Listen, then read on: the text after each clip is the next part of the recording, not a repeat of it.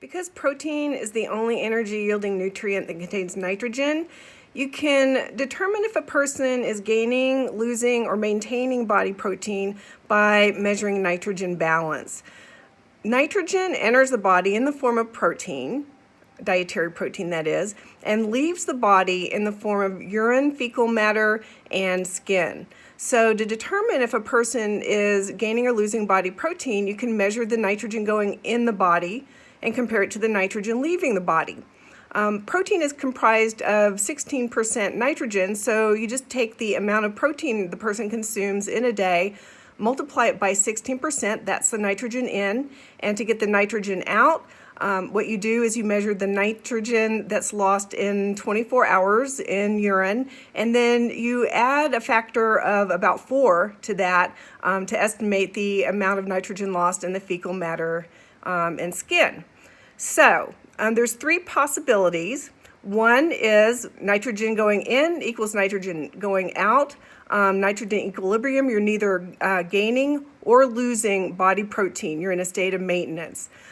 You can be in positive nitrogen balance where the nitrogen going in is greater than the nitrogen going out, so you're accumulating body protein. So you're growing lean tissue, muscle, you might be growing a baby, something like that is positive nitrogen balance. In negative nitrogen balance, you're losing more nitrogen than you're gaining. You're in a state of losing body protein. So the protein going into the body is less than the nitrogen leaving the body. Now, positive nitrogen balance, you're building body proteins, people building muscle, people are growing body tissues, kids who are growing, pregnant women are all in a state of positive nitrogen balance. On the other hand, negative nitrogen balance is never a good thing. You're losing body protein.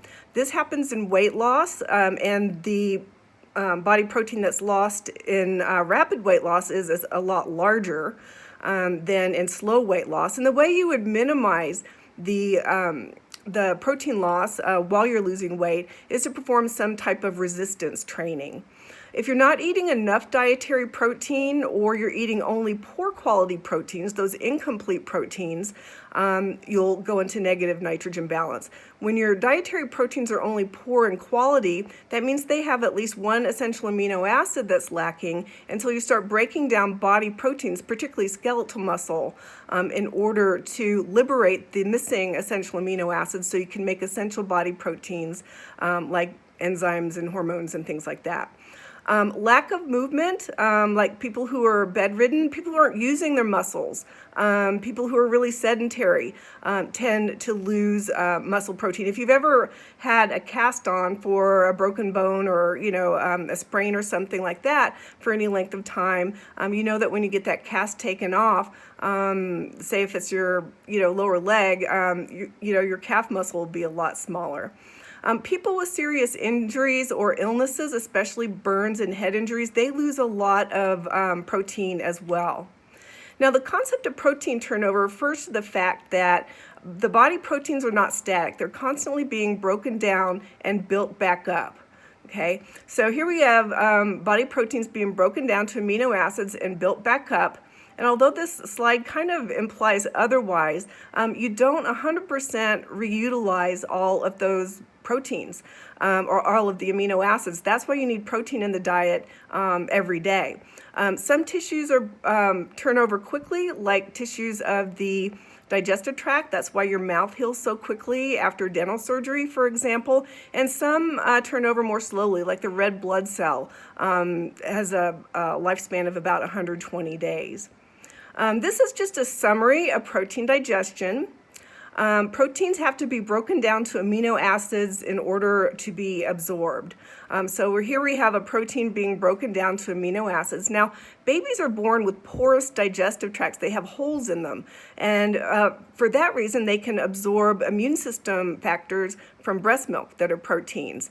And that's one of the reasons why you don't want to feed a baby food sources of protein too early, because if you absorbed intact protein, your body's immune system would mount a response, and that would not be a good thing. Okay, so the first step of protein digestion occurs in the stomach, where protein from the diet is broken down to smaller protein chains or polypeptide chains.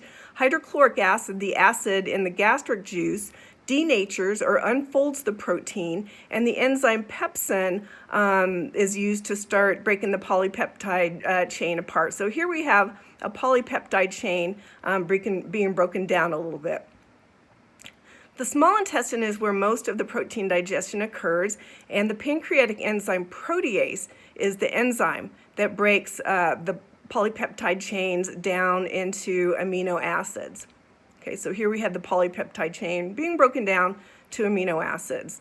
The amino acids are then absorbed through the digestive tract. Okay, that's an intestinal cell with a villi. So the amino acids are absorbed into the intestinal cell and are taken directly to the liver via the portal vein, where they're processed. Okay, so this is a summary of protein digestion. Okay, the functions of protein will be explained on the next clip.